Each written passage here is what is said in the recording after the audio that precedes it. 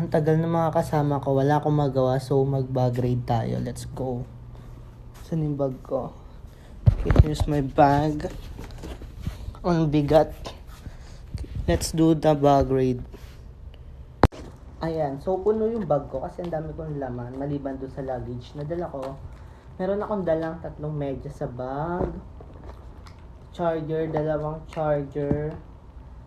Isang Type-C, saka isang Lightning, pang Apple.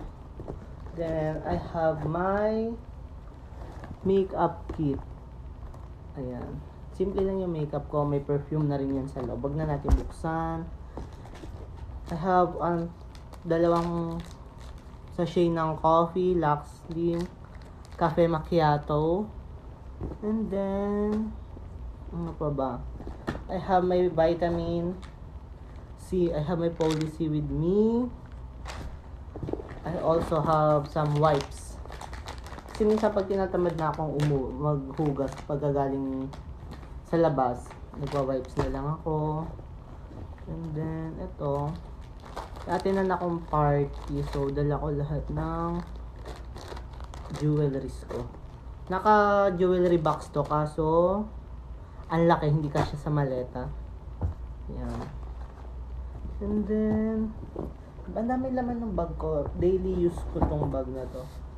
Okay, I also have my umbrella with me. Actually, 2 to, nawawala yung pula ko. And then, some receipt. May resibo ako sa bag. Passbook.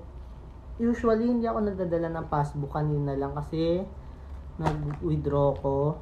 And then, glass. Kaso wala yung glass ko, na iwan ko sa bahay. Also, I have my another perfume. Ayan, 2 yung perfume ko. Para pagka hindi ko bet yung amoy. Dala ko wallet.